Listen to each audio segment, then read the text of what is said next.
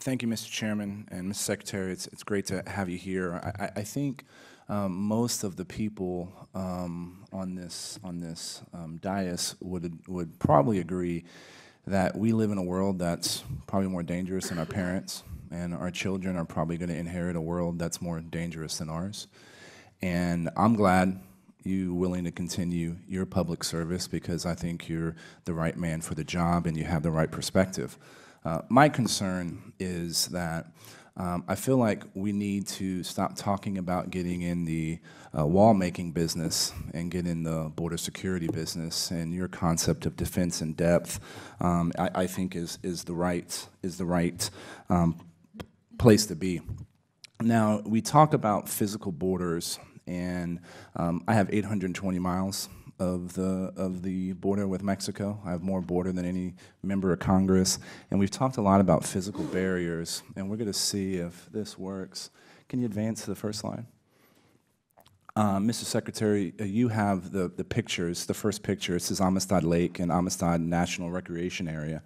Would this be considered a physical barrier?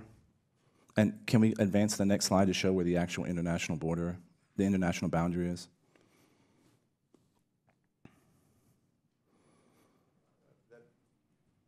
In my view, that is a physical barrier, so long it is a physical barrier, but it's easily crossed unless we patrol it.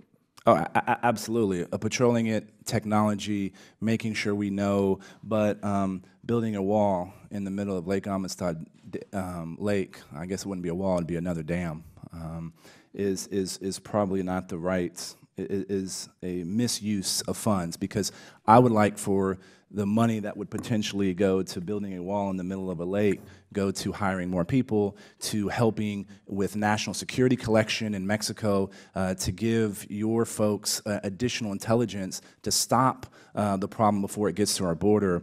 Director McCraw, he's the director of Texas Department of Public Safety. He's going to be testifying in the next panel. In his written statement said the border is best secured at the border, and forfeiting territory to the cartels is not acceptable. And I would say even working with our partners to stop it from happening is important. Can we advance to the next slide? This next one is the Pecos River, and it flows into the Rio Grande. This is about 10 miles west of Comstock in Valverde County. This is, the perspective is hard to see, but again, there are cliffs on both sides. Would this be considered an additional physical barrier? That is a physical barrier to movement, yes, Congressman. Thank you. And I think we have one more picture. One of my favorite places in the 23rd District of Texas, the Santa Elena Canyon in Big Bend National Park. It's south of Terlingua. And I think you can tell, again, can we show where the international boundary is? That looks like 2 or 3 physical barriers along the international boundary. Would you agree with that, Secretary? That is a physical barrier to movement. Would there be any value of building a wall somewhere in that? Well, not to be cute, but I think if I'd like to talk to the people that patrol that region, it clearly won't be down the middle of a river.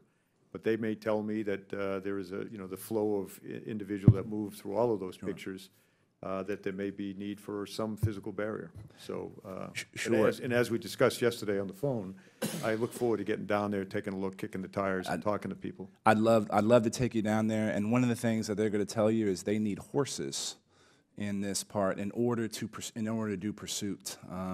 And I don't think the folks in San Diego sector are going to be asking for horses. You know, it was amazing to me. I actually own now 4,200 horses. And as a city guy, I wouldn't know how to even begin. But if they need horses there and that's what they need, then we'll look at that for sure. Good copy. Well, Secretary, looking forward to working with you because, again, this is an important issue for all of us, and I think you are the right person for the job. I yield back, Mr. Chairman.